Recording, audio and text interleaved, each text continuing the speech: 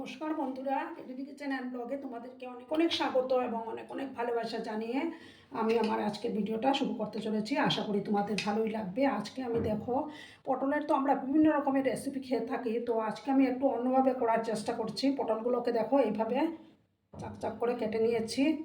আমি 15-16টার মতো পটল নিয়েছি, একদম কচি পটলগুলো। প্রথমে আমি দেখো গ্যাসটা অন করে দেবো। একটা প্যান আমি বসিয়ে দিলাম, আর পটলের সাথে আমি দেখো একটা আলু এইভাবে ছোট ছোট করে কেটে নিয়েছি। এবার আমি তেলটা দিয়ে দিলাম। এরকে পটলের রেসিপি খেতে যখন ভালো লাগবে না, তখন এইভাবে একবার ট্রাই করতে পারো তোমরা বন্ধুরা। তেলটাকে প্রথমে ভালো করে আমি গরম করে নেব। বন্ধুরা, তেলটা গরম হয়ে গেছে। এবার আমি আস্তে আস্তে করে সমস্ত পটলগুলো দিয়ে দেবো।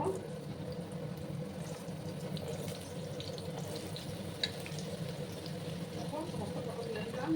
আর যে একটা আলু কেটে রেখেছিলাম, সেই আলুটাও দিলাম। এবার আমি হলুদের গুঁড়ো অ্যাড করে দেবো। পরিমাণ মতো হলুদের গুঁড়োটা দিলাম। এবার লবণটাও অ্যাড করে দেবো। পরে আবার আমি লবণ অ্যাড করবো। এবার আমি ভালো করে মিক্স করে নিচ্ছি। ভালো করে 4-5 মিনিটের মতো সময় নিয়ে আমি এটাকে ভাজবো।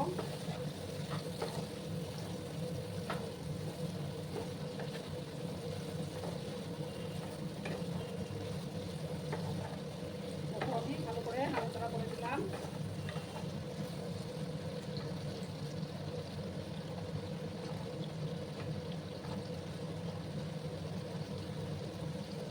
আর 5 মিনিট আমাকে অপেক্ষা করতে হবে।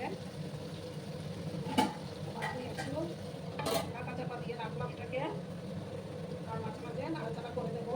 গ্যাসের আঁচটাকে আমি মিডিয়ামে করে রেখেছি। দেখো বন্ধুরা, আমি আমার ঢাকাটা সরিয়ে আবার আমি নাড়াচাড়া করে দেবো।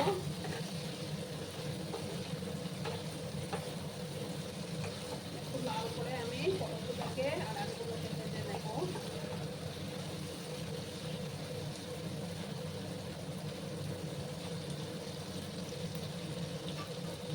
এবার আমি একটু ঢাকা চাপা দিয়ে রাখলাম বন্ধুরা। দেখো বন্ধুরা, এবার আমি ঢাকাটা সরিয়ে দিলাম।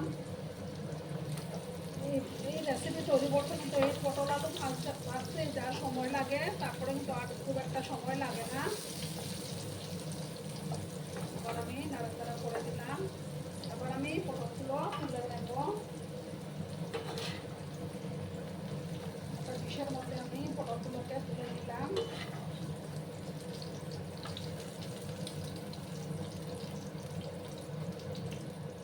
বন্ধুরা, আমি সমস্ত পটল তুলে নিয়েছি। এবার আমি সামান্য গোটা জিরে দেবো, 1/2 স্পুনের মতো।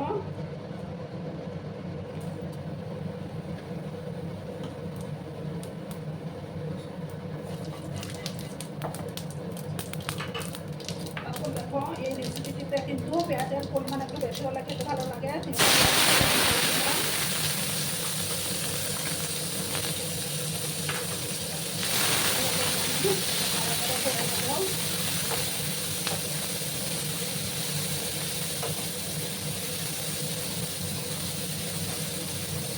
খুব একটা লাল করে এটা ভাজার দরকার নেই।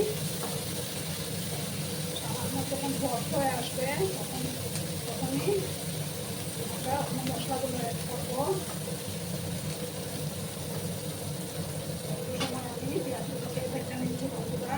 আর দেখো, 3টা চেরা কাঁচা লঙ্কা আমি এবার দিয়ে দিলাম। হালকা তোমরা তোমাদের পছন্দ মতো দিয়ে দিলে।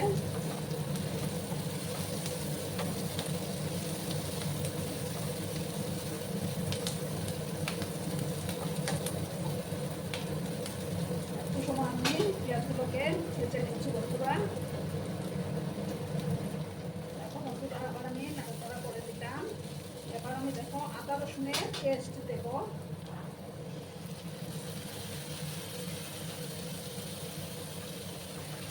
ভালো করে কষিয়ে নেব যতক্ষণ না আদা রসুনের কাঁচা গন্ধটা যাচ্ছে ততক্ষণ।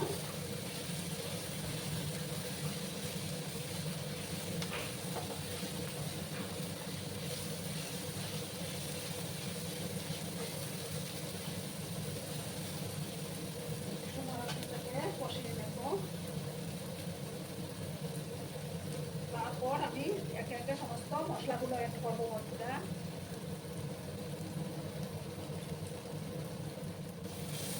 দেখো বন্ধুরা, এবার আমি একে একে মশলাগুলো দেবো। খুব একটা মশলা দরকার পড়বে না। 1 চামচ ধনিয়া গুঁড়ো দেবো, 1 চামচ জিরে গুঁড়ো, সামান্য একটু হলুদের গুঁড়ো, কারণ পটল ভাজার সময় আমি হলুদের ব্যবহার করেছি। আর দেবো একটু লঙ্কার গুঁড়ো, মতো দিলাম। সামান্য একটু জল অ্যাড করবো।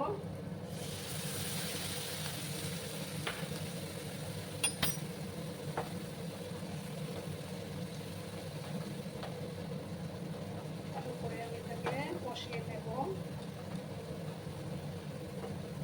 এটা কিন্তু দুর্দান্ত হয় বন্ধুরা, তোমরা বাড়িতে অবশ্যই বানিয়ে খেও। আর এই রেসিপির মূল উপকরণ হলো ডিম। আমি দেখো এখানে 2টো ডিম নিয়েছি। ডিম দিয়ে আমি এটা তৈরি করবো। প্রথমে মশলাটাকে ভালো করে কষিয়ে নেব।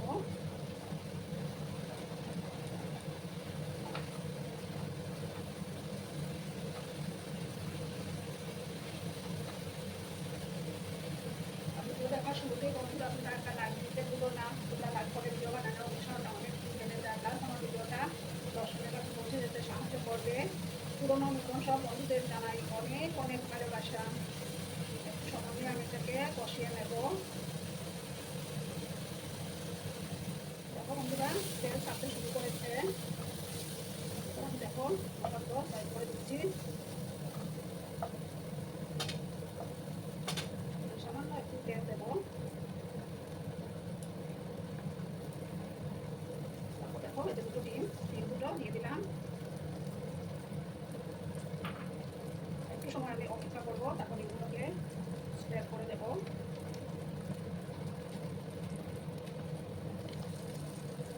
এবার আমি দেখো সমস্ত মশলার সঙ্গে এটাকে মিক্স করবো। এটা 1টা 2টো 3টে 4টে ডিম দিয়েও করে দিতে পারো।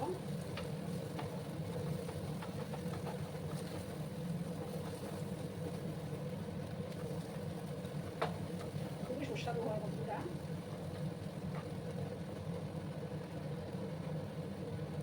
আমি দেখো পটলের আলুগুলো দিয়ে দেবো, একসাথে ভালো করে কষিয়ে নেবো। আর পরিমাণ মতো লবণটাও আমি অ্যাড করে দেবো।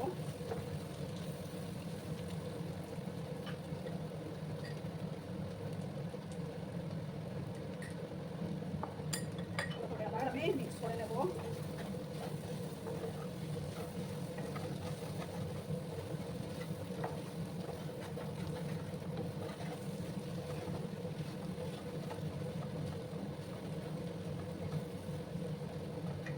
সামান্য একটু জল আমি অ্যাড করলাম। একদম শুকনো শুকনো হবে এই রেসিপি। দেখো এবার আমি এটাকে ঢাকা চাপা দিয়ে 5 মিনিটের মতো লো মিডিয়াম ফ্লেমে আমি রান্না হতে দেবো। বন্ধুরা, এবার আমি ঢাকাটা সরিয়ে দিলাম। আবার নাড়াচাড়া করে নেব। রান্না কিন্তু আমার একদম রেডি। দেখো কত সুন্দর হয়েছে না কালারটা। আর একটু সময় আমি এটাকে ভাজা ভাজা করে নেব। সমস্ত জলটাকে আমি শুকিয়ে নেব।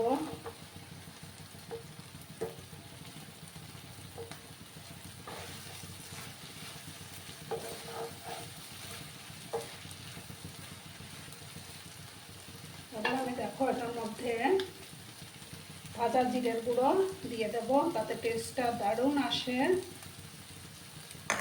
দিয়ে ভালো করে আবার আমি মিক্স করব।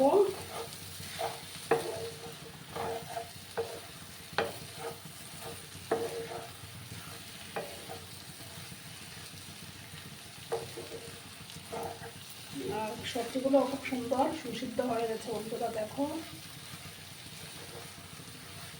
খুব সুন্দর একটা ফ্লেভারও বেরিয়েছে।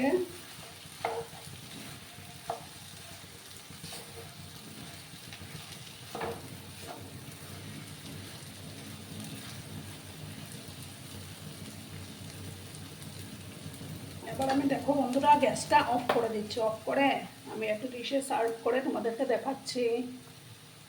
দেখো বন্ধুরা আমি সার্ভ করে দিয়েছি, কেমন হয়েছে অবশ্যই কমেন্ট করে বলো। কিন্তু তোমরা তোমাদের এই সুন্দর সুন্দর কমেন্টগুলো পড়তে আমার কিন্তু দারুণ লাগে। আর এতক্ষণ ধরে আমার ভিডিওটার সাথেও পাশে থেকে আমাকে এতটা ভালোবাসা দেওয়ার জন্য তোমাদেরকে আবারও জানাই অনেক অনেক ভালোবাসা এবং অনেক অনেক ধন্যবাদ। ততক্ষণে তোমরা সবাই খুব ভালো থেকো, সুস্থ থেকো, আনন্দে থেকো। আর আমার ভিডিওটার কোনো অংশ যদি তোমাদের একটুকু ভালো লাগে তাহলে অবশ্যই তোমাদের পরিবার পরিজনদের মাঝে শেয়ার করে দেওয়ার অনুরোধ রইল। ততক্ষণে খুব ভালো থেকো, ধন্যবাদ।